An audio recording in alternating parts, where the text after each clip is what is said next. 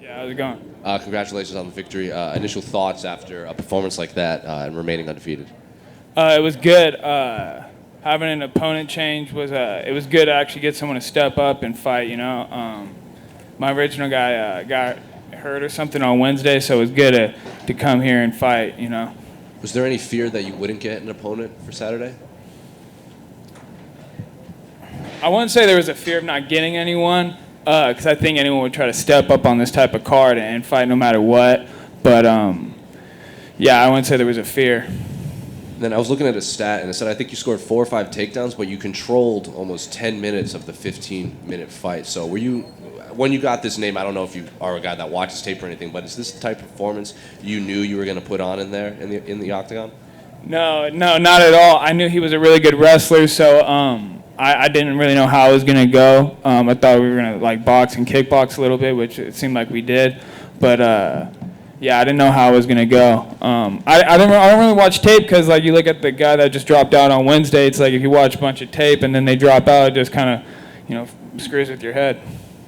And this was your UFC debut. Obviously, the big storyline this week is the return of Nick. Nate, they kept showing Nate going nuts in the crowd during your fight. Were you feeling the love from the fans just by association with Nick and Nate and how much they love those two?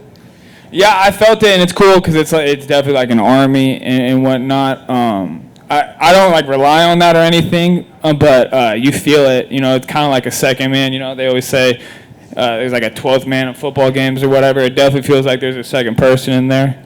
And then finally, it doesn't look like you took much damage in that fight. Is there a name you want to fight next? Maybe get matched up again with Carl, or a date that you'd like to return? No, because I was supposed to fight Carl in July, but he declined it, and then I was supposed to fight him again. So it's that's already. I'm not even gonna mention that dude anymore. Whatever happens with him, hope for the best. But I don't have any names or anything. You gotta respect the game and kind of just go up the ladder like that. So whoever they offer is who I'm gonna take. But yeah, we'll see. Hey Nick. Right over here. I was wondering, prior for him coming back tonight, how often has Nick been around in camps for you guys training? Like this camp in general? Or before this one? He's been around here and there. This camp we trained a lot. I learned a lot from him. Sparred a lot with him for the last 2-3 months. A lot of boxing sparring. Went out to LA. Trained with some good boxers out there and stuff with him, but yeah, he's been around a little bit, yeah. I was going to ask, obviously with the fans and everything, there's a lot of attention at the gym. Was there a lot of hype? Was there a lot of that anticipation, or was it just another day at the office with this camp for you guys? It's not like they're, how would I say, it's not really camps. We're just always training. We're always training like we got to fight. You know what I'm saying? We just pick up the intensity, maybe a couple more runs, a couple more workouts. But it's always like we're in fight camp. It doesn't switch. We spar all the time. We run. We do jiu-jitsu. Yeah, nothing really changes. Thank you.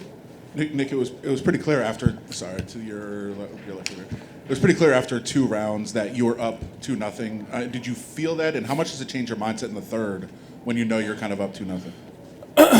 It doesn't change anything. I think once you get complacent, that's when you kind of get knocked out or something happens. So I wasn't trying to be complacent. I knew he was still hitting hard and kicking hard and wrestling really good.